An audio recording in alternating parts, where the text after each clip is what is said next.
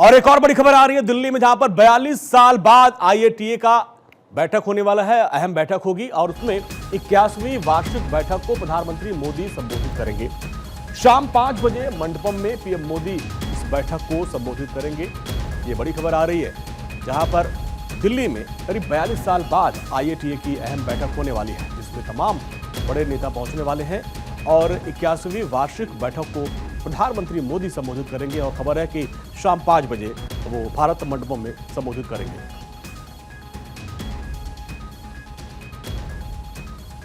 और हमारे सहयोगी अक्षय राय हमारे साथ जुड़े हुए हैं।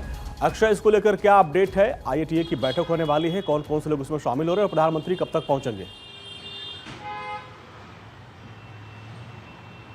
और देखिए, कल से ये बैठक शुरू हुई है। 3 दिवसीय बैठक दिल्ली में बुलाई गई है और 42 साल बाद ये बैठक भारत में आयोजित की जा रही है। 1983 में इससे पहले AGM की बैठक हुई थी। इंटरनेशनल एयर ट्रांसपोर्ट एसोसिएशन, ये लगातार लगभग कहा जा रहा है कि 80% से ज़्यादा जो एयरलाइंस हैं इसमें सहयोगी रही हैं और ये सबसे बड़ा एसोसिएशन है। कम से कम वायु परिवहन की अगर बात करें तो इसमें बड़ी एयरलाइंस इसमें शिरकत करती हैं। लगभग ये कहा जा रहा है कि 1700 से ज़्यादा डेलीगेट्स अंतर्राष्ट्रीय स्तर पर से यहाँ पर मौजूद रहेंगे। प्रधानमंत्री नरेंद्र मोदी इसको की नोट एड्रेस को संबोधित करने जा रहे हैं। कहा जा रहा है कि लगभग 5 बजे के आसपास प्रधानमंत्री नरेंद्र मोदी का संबोधन होगा। इस पर सभी की नज़रें रहने वाली हैं और ख़ास बात यह है कि 3 दिवसीय बैठक में जो AGM बुलाई गई है IATA की, वो काफ़ी महत्वपूर्ण है, क्योंकि अंतर्राष्ट्रीय स्तर पर किस तरह से चुनौतियों का सामना करना पड़ रहा है, किस तरह से भारत एयरलाइंस के क्षेत्र में तेजी से उभरा है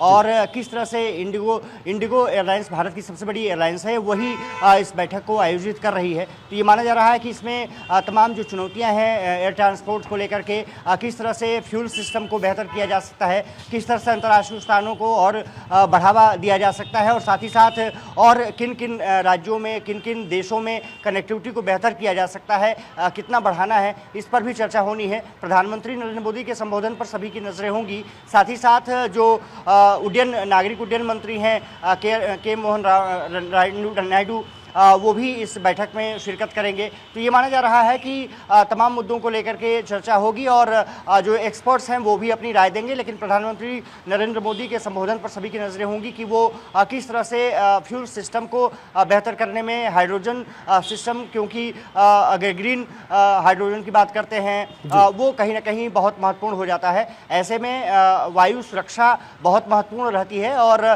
ख़ास करके जब एयर ट्रांसपोर्ट सिस्टम की बात करते हैं तो ये माना जाता है कि ये सबसे इजी और बेहतर ट्रांसपोर्ट सिस्टम है, जिसमें कि खतरे बहुत कम होते हैं। लेकिन इसके बावजूद भी कुछ देशों में ऐसी खबरें आती हैं कि प्लेन क्रैश हुआ है, तो उसको किस तरह से रोकथाम की जा सकती है, किस तरह से और टेक्निक इसको बढ़ावा दिया जा सकता है और कैसे और इसको सुरक्षित किया जाता है, ये इन तमाम मुद्दों को लेकर के चर्चा होगी। जैसा मैंने जिक्र किया कि 1983 में ये AGM की बैठक भारत में बुलाई गई थी और उसके बाद 42 साल बाद IATA की बैठक आयोजित की गई है। भारत मंडपम में प्रधानमंत्री लगभग 4:45 बजे के आसपास पहुंचेंगे और ये माना जा रहा है कि उनका संबोधन लगभग 40 से 45 मिनट रह सकता है, जो तमाम मुद्दों पर सक्रिय रहेगा कि भारत किस तरह से एविएशन सेक्टर में बेहतर काम कर रहा है, एविएशन इंडस्ट्रीज के लिए किस तरह से सरकार कदम उठा रही है और किस तरह से एविएशन जो इंडस्ट्रीज है भारत में बूम कर रही है। क्योंकि ये माना जा रहा है कि जिस तरह से भारत ने हाल फिलहाल में अपने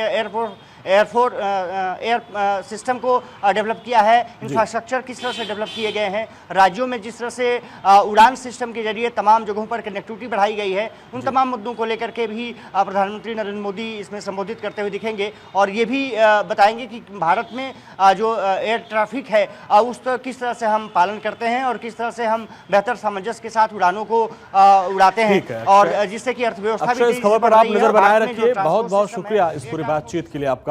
तो प्रधानमंत्री 5 बजे के लगभग इसको संबोधित करेंगे और अपनी बात रखेंगे।